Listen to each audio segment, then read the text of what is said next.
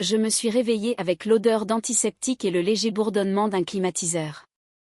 Pendant une seconde, je n'ai pas su où j'étais. La dernière chose dont je me souvenais, c'était d'être debout à côté d'une table de banquet à l'hôtel Bellevue de Lyon. Le dîner de charité annuel de la Société Dubois Logistique battait son plein. Un instant, je parlais à un client de Marseille des tarifs de fret. L'instant d'après, la pièce a basculé. Puis tout est devenu noir. Maintenant, j'étais allongée sur un lit étroit dans l'infirmerie de l'entreprise. Un néon bourdonnait au-dessus de ma tête. Ma bouche était sèche. Ma tête palpitait. J'ai essayé de m'asseoir, mais des vertiges m'ont repoussé contre l'oreiller. C'est là que j'ai entendu des voix. La porte n'était pas complètement fermée. Il y avait un interstice étroit. Au début, j'ai cru que c'était une infirmière. Puis j'ai reconnu la femme qui parlait. Sophie, l'assistante exécutive de Paul. Es-tu sûre qu'elle l'a pris, a-t-elle murmuré. J'ai figé. Chaque muscle de mon corps s'est tendu. Quelques secondes plus tard, j'ai entendu la voix de mon mari. Une voix à laquelle j'avais fait confiance pendant 16 ans. Détends-toi. Il a même ri. Un rire discret. Le genre de rire que les gens utilisent quand ils pensent avoir déjà gagné. Demain matin, tout sera à nous. Pendant un instant, je me suis demandé si j'étais toujours inconsciente. Peut-être que je rêvais. Peut-être que le médicament me faisait entendre des choses. Puis Sophie a reparlé. Et si elle se souvient de quelque chose? Elle ne le fera pas, Paul semblait complètement calme. Tiens-toi juste au plan. Le plan. Ces deux mots ont atterri plus durement que tout le reste. Pas un accident, pas de l'inquiétude, pas de la panique, un plan. J'ai lentement tendu la main vers la table de nuit à côté du lit. Mon téléphone était là. Celui qui m'avait amené ici avait dû le poser à côté de moi. L'écran s'est allumé. 20h42, seulement 27 minutes s'étaient écoulées depuis que je m'étais effondrée. Les voix ont continué dehors. Je n'arrive toujours pas à croire que ça arrive réellement, a dit Sophie. Paul a encore ri. Tu y croiras demain. Je n'ai pas attendu d'en entendre plus. Mes doigts ont glissé sur l'écran. J'ai ouvert mes messages.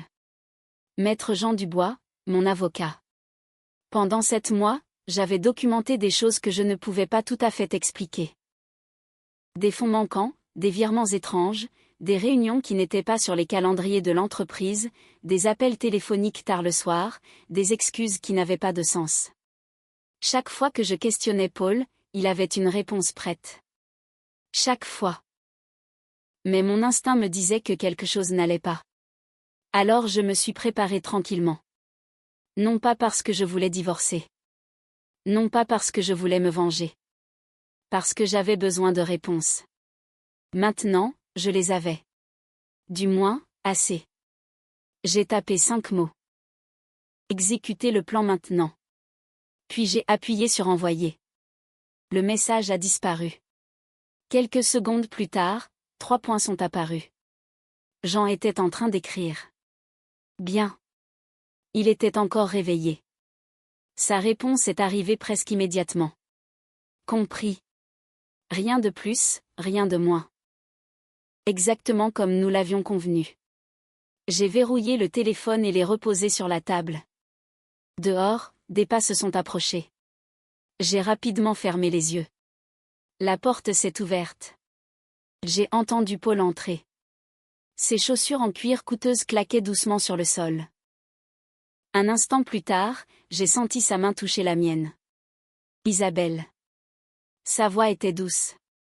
Inquiète. Le mari parfait. J'ai gardé ma respiration lente et régulière. Il a serré ma main. La même main qu'il avait tenue quand nous avions acheté notre première maison. La même main qu'il avait tenue aux funérailles de ma mère. La même main qu'il avait apparemment été prêt à trahir. Isabelle, ma chérie, j'ai forcé mes yeux à s'ouvrir lentement, comme quelqu'un qui se réveille naturellement. Le soulagement est immédiatement apparu sur son visage, ou du moins une performance de soulagement. Dieu merci. Il s'est penché en avant. Tu m'as fait peur. Je l'ai regardé. Vraiment regarder. Son costume bleu marine, son alliance, la petite ride à côté de son œil, le visage familier que j'avais aimé pendant près de 2 décennies. Rien ne semblait différent, pourtant tout avait changé. Qu'est-ce qui s'est passé, ai-je demandé. La question est sortie faible. Convaincante. Je pense que tu t'es évanoui. Il a souri doucement. Les médecins pensent que c'est l'épuisement. Médecins au pluriel. Intéressant. Je n'avais vu qu'une infirmière de l'entreprise. Tu as trop travaillé, a-t-il poursuivi. Tu dois ralentir. J'ai presque ri. Au lieu de cela, j'ai hoché la tête. Mon jeu d'actrice n'était pas aussi parfait que le sien, mais il allait devoir suffire. Sophie était morte d'inquiétude, a-t-il ajouté. Cela m'a presque fait m'étouffer. Sophie, inquiète, vraiment? Quelques minutes plus tard, l'infirmière est entrée. Son badge indiquait « Claire Fournier ». Elle a pris ma tension artérielle, a posé quelques questions de routine. Tout semblait normal. Paul est resté à côté de moi tout le temps. Le mari attentif, le partenaire dévoué, le soignant inquiet. N'importe qui entrant dans cette pièce l'aurait admiré. Finalement, Claire est partie. Paul a regardé sa montre. Je devrais aller m'assurer que tout se termine bien à l'événement. J'ai hoché la tête. D'accord. Il a embrassé mon front. Je t'aime. Les mots m'ont frappé plus fort que prévu. Non pas parce que je les croyais, mais parce que je les croyais autrefois. Après son départ, je suis restée seule. La pièce semblait étrangement silencieuse. J'ai regardé le mur pendant plusieurs minutes. Une partie de moi voulait pleurer. Une partie de moi voulait descendre en trombe et les confronter tous les deux. Mais la colère coûte cher. Elle rend les gens négligents. Et je ne pouvais pas me permettre d'être négligente. Pas encore. Vers 22 heures, mon téléphone a vibré. Un SMS de Jean. Je l'ai ouvert. Appelle-moi quand tu seras seul. J'ai immédiatement appuyé sur composer. Il a répondu avant que la première sonnerie ne se termine. Isabelle. Sa voix était basse. Urgente. Tu avais raison. Un frisson m'a parcouru. Que as-tu trouvé? Plus que ce à quoi je m'attendais. Il a fait une pause. Puis il a dit quelque chose qui m'a fait tressaillir. Les transferts d'argent n'étaient pas le vrai problème. Qu'est-ce que tu veux dire? Une autre pause. Isabelle, je pense que quelqu'un voulait t'écarter du chemin. La pièce est soudainement devenue beaucoup plus froide. Aucun de nous n'a parlé pendant plusieurs secondes. Finalement, j'ai dégluti. Qu'est-ce qu'on fait maintenant? Sa réponse est venue instantanément.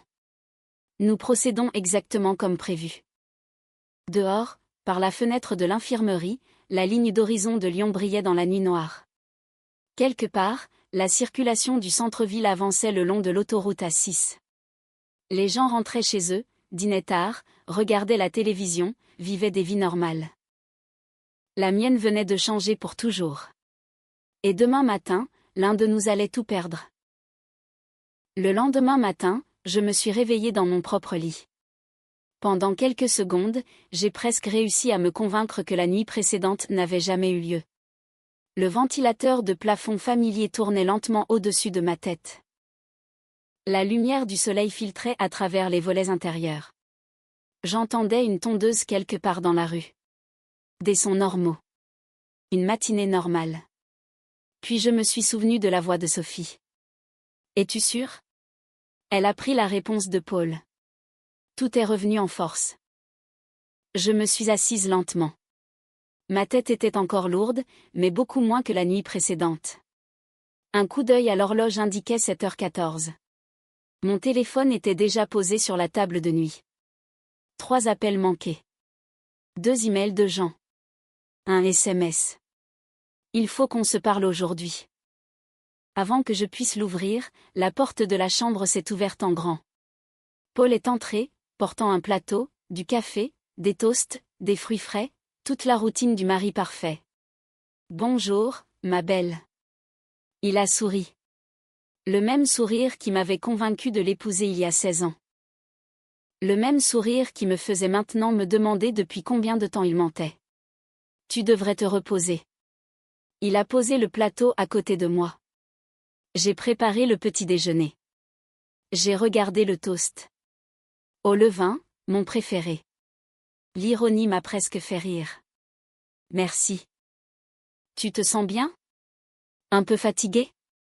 Il a hoché la tête avec sympathie. C'est compréhensible. Puis il s'est assis à côté de moi. Tu as trop de responsabilités ces derniers temps. C'était encore ça. Le discours sur l'épuisement. L'explication qu'il voulait que tout le monde croie. J'ai bu mon café avec précaution.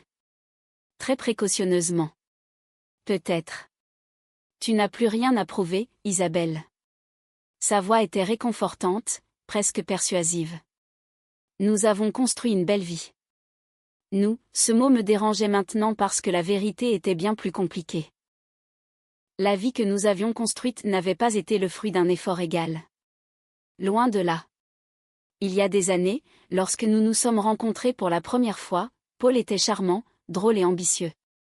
Il avait des idées, beaucoup d'idées. La plupart ont échoué.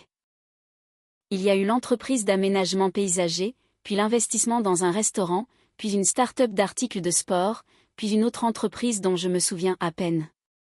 Chaque fois que quelque chose s'effondrait, nous recommencions.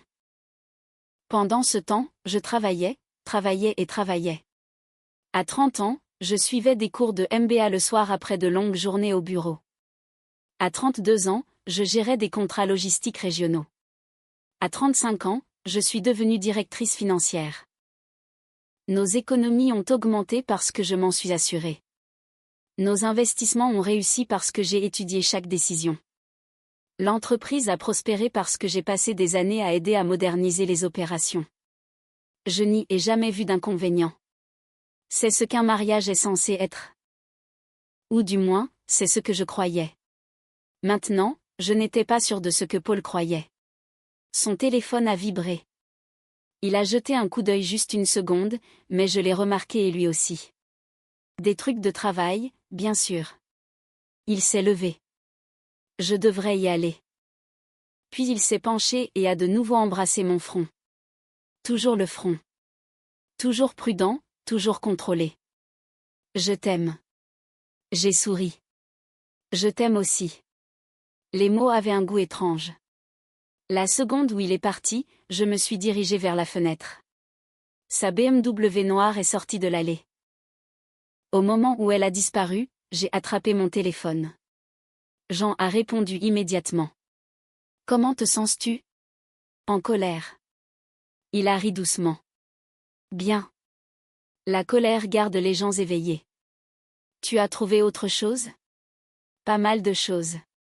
Je me suis assise à la table de la cuisine.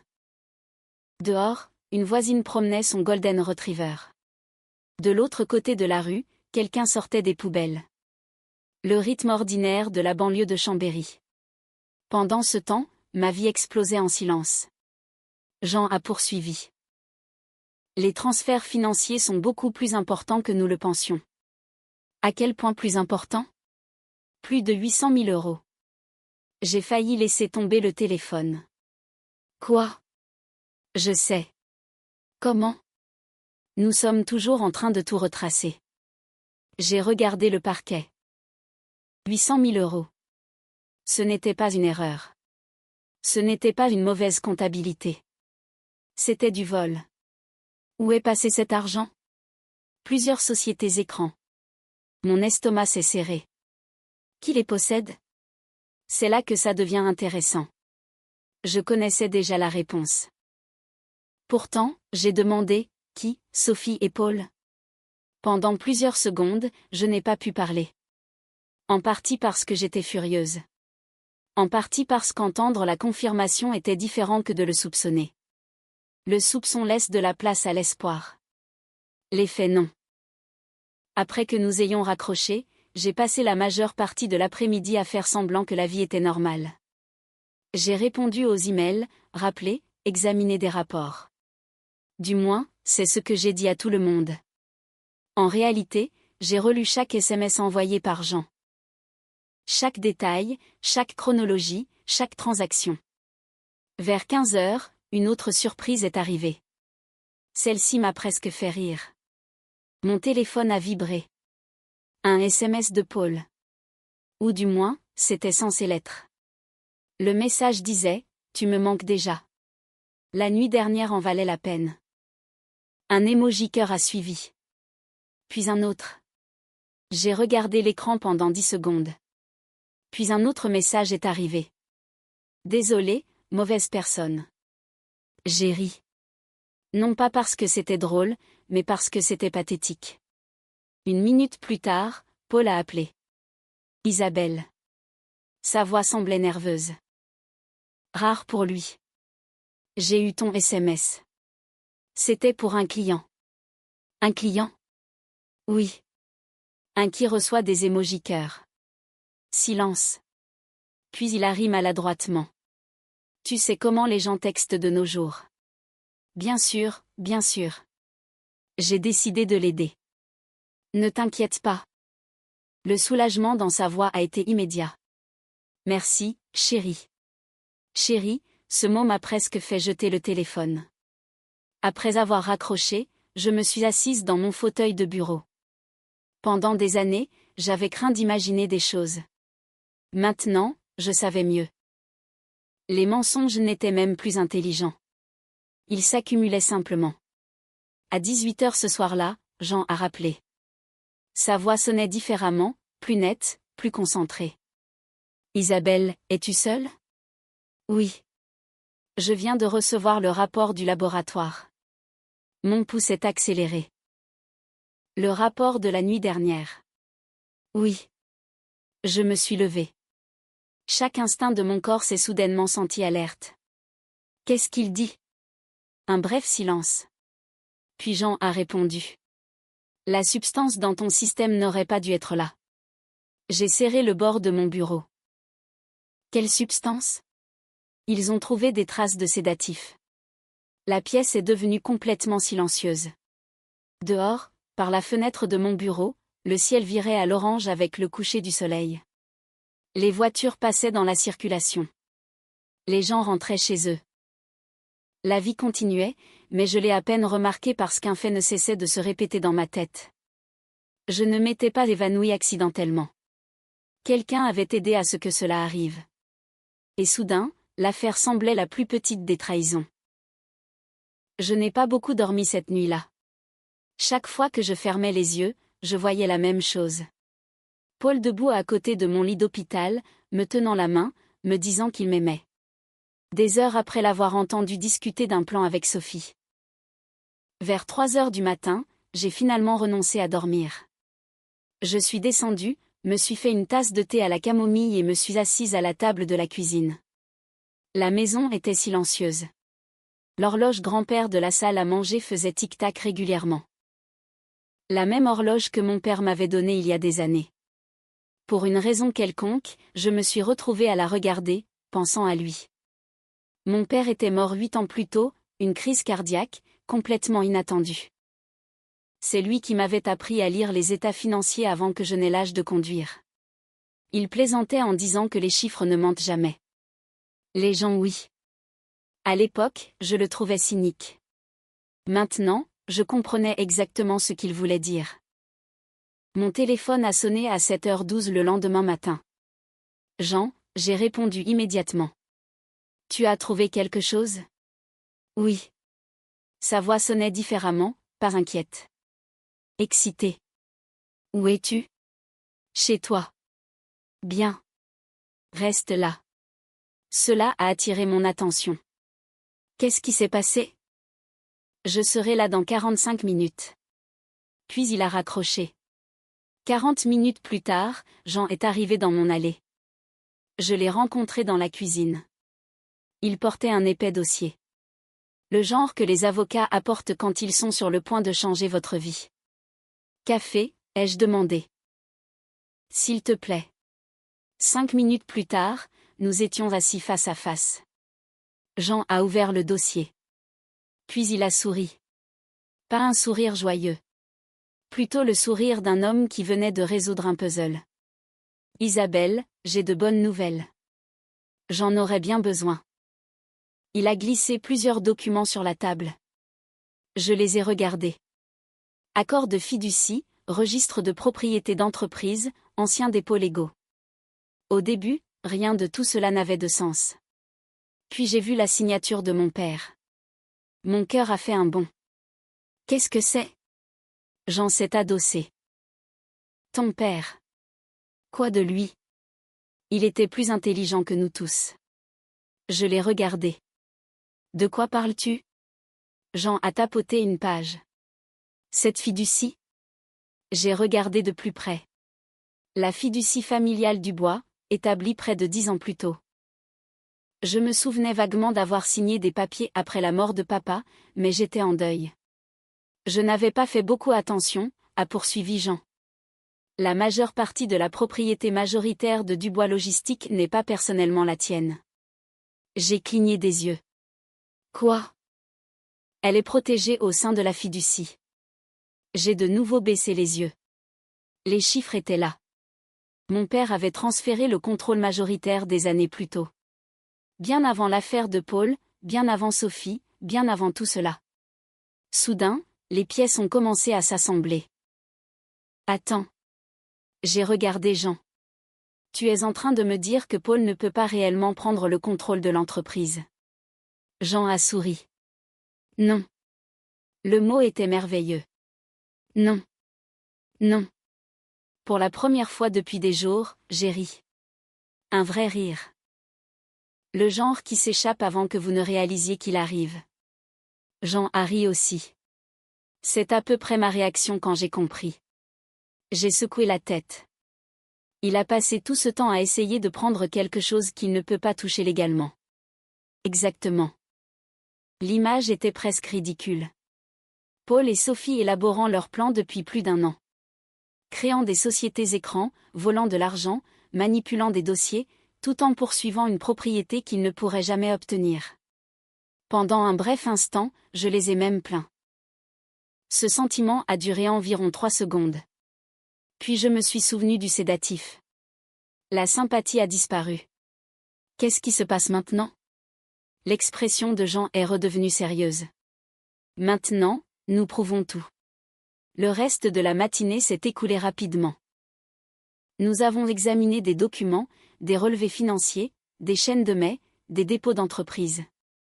Au déjeuner, j'ai enfin ressenti quelque chose que je n'avais pas ressenti depuis mon réveil dans l'infirmerie. De l'espoir. Pas de certitude, pas de victoire. Juste de l'espoir. Puis tout a changé. À 14h37, Jean a reçu un appel. J'ai observé son visage pendant qu'il écoutait. Son expression a immédiatement assombri. Compris. Il a mis fin à l'appel.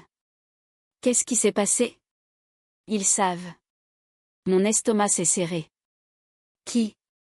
Sophie. L'espoir a disparu instantanément. Qu'est-ce que tu veux dire ? L'un de nos enquêteurs a été repéré en train de poser des questions. Je me suis levé. Merde. Jean a hoché la tête. Ils savent que quelqu'un les surveille. Peuvent-ils détruire des preuves ? Ils vont essayer. Cet après-midi-là lui a donné raison. À 16h, plusieurs choses inhabituelles se sont produites. Premièrement, Paul a annulé 3 réunions prévues. Ensuite, Sophie a demandé l'accès aux archives financières. Ensuite, une réunion d'urgence du conseil d'administration est apparue sur le calendrier de tout le monde. Lundi matin, siège social, présence obligatoire. Je savais déjà ce qui allait arriver. Pourtant, le voir me donnait la nausée. Paul ne fuyait plus. Il accélérait. Quelques minutes plus tard, mon téléphone a sonné. Paul, j'ai répondu. Salut. Sa voix semblait exceptionnellement joyeuse. Isabelle, comment te sens-tu ? Je vais bien. Bien. Une brève pause. Puis il a donné la vraie raison de son appel. Nous avons programmé une réunion du conseil lundi. J'ai vu. Je pense qu'il est peut-être temps de discuter de la réduction de ta charge de travail. C'était ça. Exactement ce que Jean avait prédit. Réduire ma charge de travail. Tu as été soumise à beaucoup de stress. Stress. Son mot préféré dernièrement. J'apprécie ton inquiétude. Je suis sérieux. Son ton s'est adouci. Tu dois prendre soin de toi. J'ai presque ri. Au lieu de cela, je l'ai remercié. Puis j'ai raccroché. Au moment où l'appel s'est terminé, Jean m'a regardé. Ils s'en prennent à ta position. Je sais. Es-tu prête à ça? Non. C'était la vérité. Pendant des années, Dubois Logistique avait fait partie de mon identité. Je l'avais aidé à la construire, à l'étendre, à la protéger. Maintenant, la possibilité de tout perdre semblait soudainement réelle. Non pas parce que Paul le méritait, mais parce que les mauvaises personnes gagnent parfois, au moins temporairement. Ce soir-là, je me suis assise seule sur ma terrasse arrière. L'air estival de la région lyonnaise était chaud. Des enfants faisaient du vélo dans la rue. Un arroseur cliquetait rythmiquement sur la pelouse d'un voisin. Tout semblait normal. Pourtant, je ne pouvais pas m'empêcher d'imaginer lundi, la salle du conseil, les accusations, l'humiliation. Et si les preuves n'étaient pas suffisantes? Et s'il convainquait les gens que j'étais instable? Et si l'entreprise que j'aimais se retournait contre moi? Pour la première fois depuis le début de cette affaire, la peur commençait à gagner. Mon téléphone a vibré. Un SMS de Jean. Une phrase. Appelle-moi maintenant. J'ai immédiatement appuyé sur composer. Il a répondu. Isabelle. Sa voix semblait pleine d'énergie. Qu'est-ce qui s'est passé? Nous l'avons trouvé. Je me suis levée si vite que ma chaise a failli basculer. Trouvé quoi? La vidéo. Mon cœur battait la chamade. Quelle vidéo? Les caméras de sécurité du dîner de charité. J'ai retenu ma respiration un instant. Puis Jean a prononcé les mots qui ont tout changé. Nous avons Sophie manipulant ta boisson. Le quartier autour de moi est soudainement devenu silencieux. Pas d'enfants, pas d'arroseurs, pas de circulation, rien. Seulement ces mots. Nous avons Sophie manipulant ta boisson. La réunion du conseil de lundi était toujours à venir. Mais pour la première fois, je n'en avais pas peur. Je l'attendais avec impatience. Je suis arrivée au siège avant le lever du soleil lundi. Le parking était presque vide. Quelques véhicules de direction seulement se trouvaient sous les éclairages de sécurité. Pendant un instant, je suis restée dans ma voiture. Le bâtiment se tenait tranquillement devant moi. 3 étages de verre et de briques. 20 ans de ma vie vécue entre ces murs. J'avais franchi ces portes après des promotions, après des gains de contrat, après les funérailles de mon père, après certains des jours les plus heureux et les plus difficiles de ma vie. Maintenant, j'entrais pour une raison complètement différente, pour savoir si la vérité allait enfin compter. J'ai attrapé ma mallette et je suis sortie. L'air était frais. Au moment où j'ai atteint l'étage des cadres, j'en m'attendais déjà. Il tenait une grande mallette noire. Le genre que les avocats apportent lorsqu'ils ont suffisamment de preuves pour ruiner la journée de quelqu'un. Prête, a-t-il demandé. Non. Il a souri. Bien, réponse honnête. Cela a même un peu aidé. À 8h55, les membres du conseil ont commencé à arriver. La plupart d'entre eux me connaissaient depuis des années. Certains avaient connu mon père avant moi. D'autres m'avaient vu passer de jeune analyste financière à directrice financière. Pourtant, en entrant dans la salle du conseil, j'ai remarqué l'incertitude sur plusieurs visages. Les rumeurs vont vite, surtout en affaires. Tout le monde avait entendu parler de mon effondrement. Tout le monde savait que cette réunion d'urgence était inhabituelle, et tout le monde savait que quelque chose n'allait pas. À 9 heures précises, Paul s'est levé, confiant, détendu, parfaitement habillé. Sophie était assise à côté de lui, professionnelle comme toujours. Son blazer bleu marine correspondait à celui qu'elle portait lors des réunions importantes avec les clients. Si je n'avais pas mieux su, elle aurait pu passer pour l'employée de l'année. Le président a ouvert la séance. Puis Paul a commencé. Tout d'abord, j'aimerais exprimer mon inquiétude pour la santé d'Isabelle. J'ai presque ri, presque. Au lieu de cela, je suis restée assise tranquillement, écoutant, regardant, attendant. Pendant 15 minutes, Paul a soigneusement construit son dossier. Il a parlé de stress, de charge de travail, d'épuisement, de problèmes de santé récents. Il ne m'a jamais directement qualifié d'incapable. Il n'en avait pas besoin. L'implication flottait dans la pièce. Sa conclusion était simple. Dubois Logistique avait besoin d'une direction stable. Et peut-être devrais-je me retirer temporairement. Quelques membres du conseil ont hoché la tête. D'autres ont évité le contact visuel. Puis Paul s'est rassis. Sophie lui a fait un petit sourire. Le genre que les gens échangent lorsqu'ils pensent que la victoire est proche.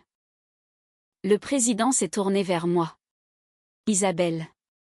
Je me suis levée. Mes mains étaient étonnamment stables. Pendant des semaines, j'avais imaginé ce moment. Maintenant qu'il était arrivé, je me sentais étrangement calme. Merci. J'ai regardé autour de la pièce. Je suis d'accord avec Paul sur une chose. Plusieurs têtes se sont levées, j'ai continué. Cette entreprise a besoin d'une direction stable. Le sourire de Paul s'est légèrement élargi. Puis j'ai ajouté, c'est pourquoi nous allons discuter des personnes qui l'ont volé. Le sourire a disparu immédiatement. La pièce est devenue très silencieuse. J'ai ouvert mon dossier. Au cours des 14 derniers mois, plus de 800 000 € ont été transférés via plusieurs sociétés écrans. Quelques membres du conseil ont échangé des regards. J'ai glissé des copies des relevés financiers sur la table. Ces relevés identifient les comptes impliqués. Paul s'est agité sur sa chaise. Sophie a arrêté de sourire. Bien. Nous ne faisions que commencer. Pendant les 20 minutes suivantes, Jean et moi avons présenté des preuves, des virements bancaires, des registres d'entreprise, des communications par email, des historiques de transactions. La pièce est devenue plus silencieuse à chaque page. Un membre du conseil a retiré ses lunettes et s'est frotté le front. Un autre a simplement regardé les documents. Puis Paul s'est levé. C'est ridicule. Sa voix sonnait différemment maintenant, plus nette, moins contrôlée. Ces accusations sont complètement infondées. J'ai regardé Jean. Il a hoché la tête. Pile à l'heure. En fait, a dit Jean calmement. Nous avons un soutien supplémentaire. Il a connecté un ordinateur portable à l'écran de la salle de conférence. Une vidéo est apparue.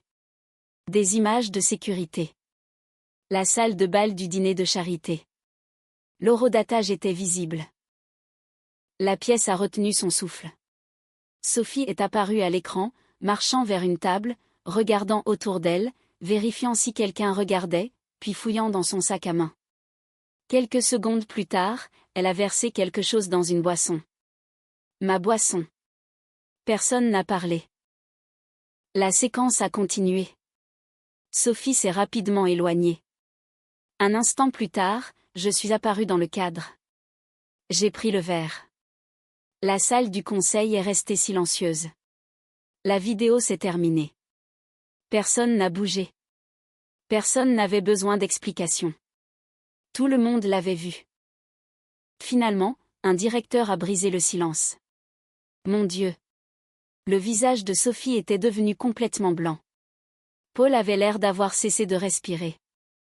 Je n'avais pas terminé. Loin de là. Jean s'est levé. Il y a un autre problème. Il a distribué une autre pile de documents. Accord de fiducie, registre de propriété, dépôts légaux. Je savais ce qui allait arriver. Paul non. Jean l'a regardé directement.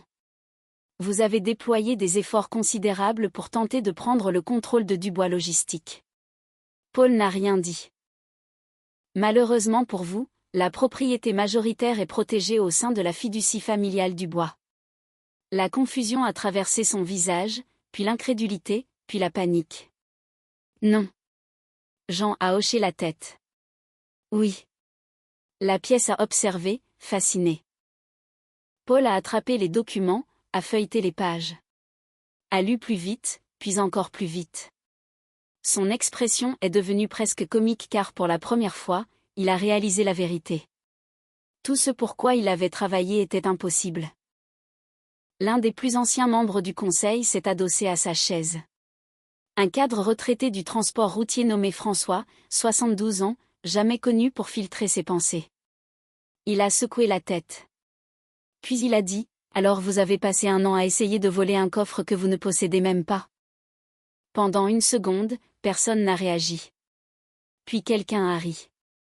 Un rire discret, puis un autre. Même le président a eu du mal à cacher un sourire. La tension s'est brisée instantanément. Paul avait l'air de vouloir que le sol s'ouvre sous lui. Sophie ne faisait pas beaucoup mieux. Puis quelque chose d'encore plus satisfaisant s'est produit. Ils se sont immédiatement et complètement retournés l'un contre l'autre. « C'était ton idée ?» a claqué Paul. Sophie l'a regardé. « Mon idée ? C'est toi qui as géré les transferts. C'est toi qui les as approuvés. C'est toi qui m'as dit, non, c'est toi qui m'as dit, aller-retour, plus fort, plus désespéré. » Le conseil a regardé incrédule. 16 ans de mariage m'avaient appris beaucoup de choses. L'une d'elles était ceci. Les gens vous montrent qui ils sont vraiment quand ils perdent. Et aucun d'eux n'avait l'air impressionnant. Finalement, le président a frappé la table de sa main. Assez. Silence. Enfin. Le vote a eu lieu rapidement. Unanime. Paul a été licencié. Sophie a été licenciée. Les deux avec effet immédiat. La sécurité les escorterait hors du bâtiment. Alors qu'ils rassemblaient leurs affaires, aucun des deux ne m'a regardé. Je ne savais pas s'ils ressentaient de la honte, de la colère ou de la peur. Peut-être les trois. Puis, juste au moment où ils atteignaient la porte, une autre surprise est arrivée. 2 enquêteurs sont entrés dans la salle du conseil. L'un portait un badge. L'autre portait un dossier. La pièce est redevenue silencieuse. L'enquêteur principal a regardé autour de lui. Nous aimerions parler avec Monsieur Paul Dumas et Madame Sophie Lenoir.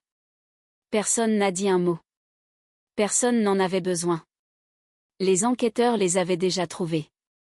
Et soudain, être licencié semblait le moindre de leurs problèmes. 3 mois plus tard, je me suis retrouvé à faire la queue dans un petit café de Chambéry.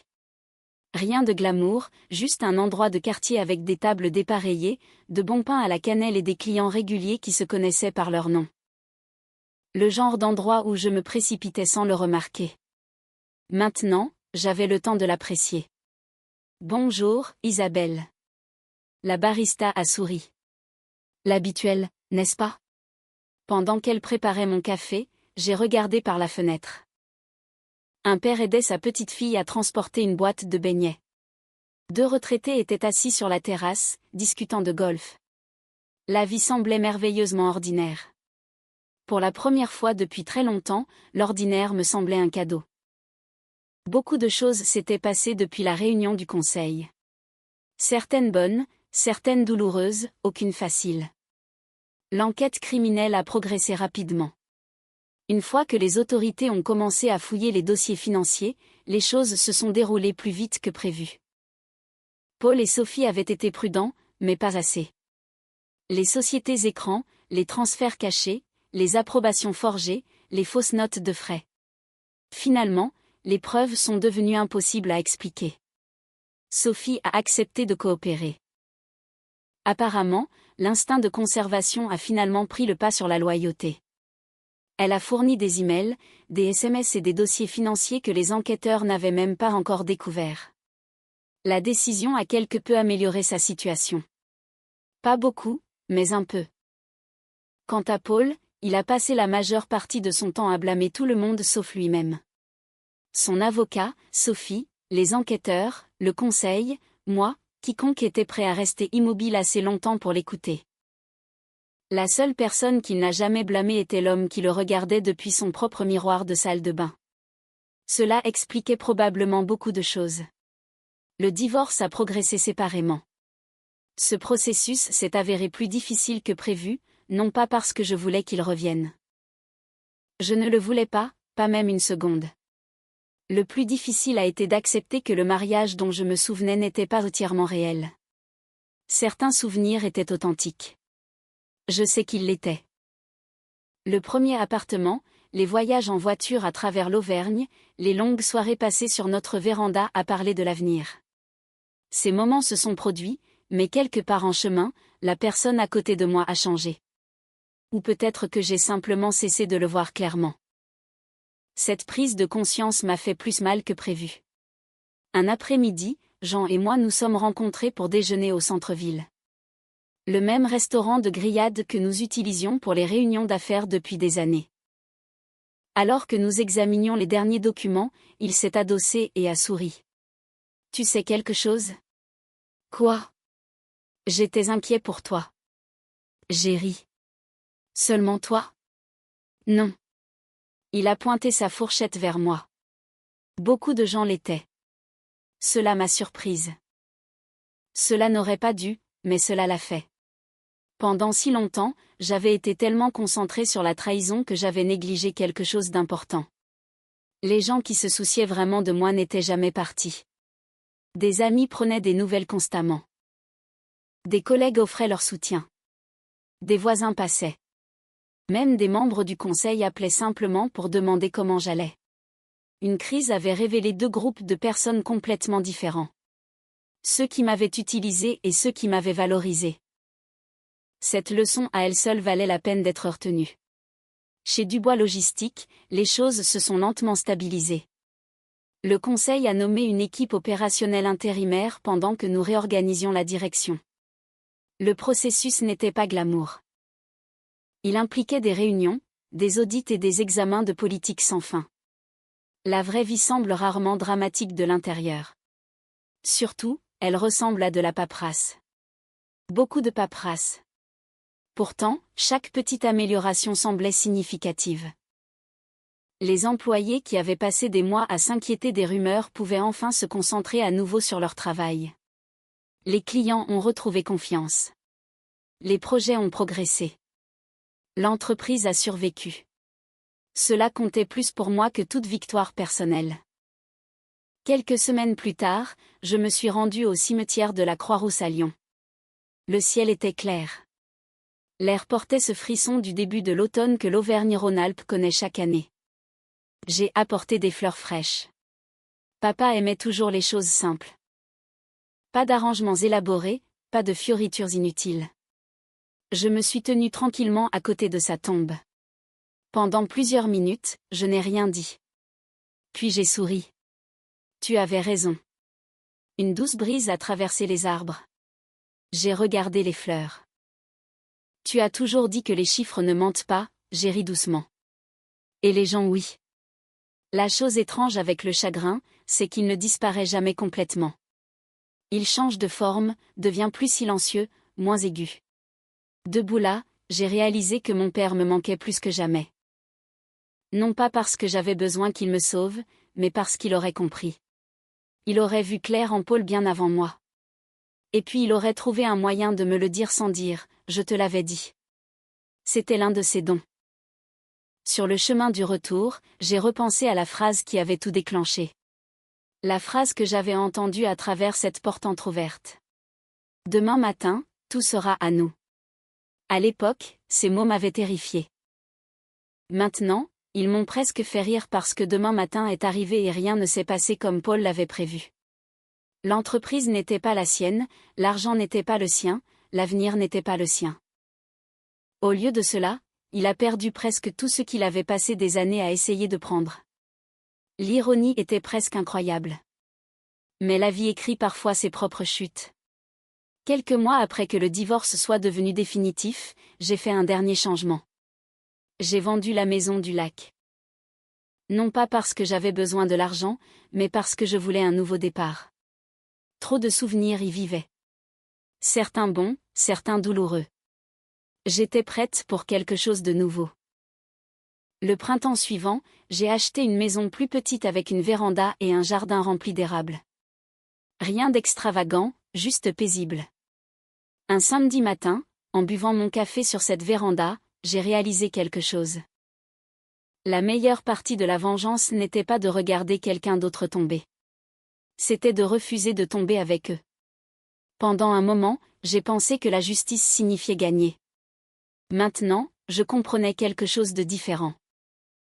La justice signifiait protéger ce qui comptait, dire la vérité et continuer d'avancer sans laisser l'amertume devenir votre identité. Il m'a fallu 42 ans pour apprendre cette leçon. Mais je suis reconnaissante de l'avoir apprise. S'il y a une chose que cette expérience m'a apprise, c'est que les signes avant-coureurs apparaissent rarement tous à la fois. Ils arrivent tranquillement, un par un. Faites confiance à votre instinct quand quelque chose ne vous semble pas juste. Et si vous avez déjà dû vous reconstruire après une trahison, sachez que vous êtes plus fort que vous ne le pensez. Merci d'avoir passé ce temps avec moi, et j'espère que vous me rejoindrez pour une autre histoire.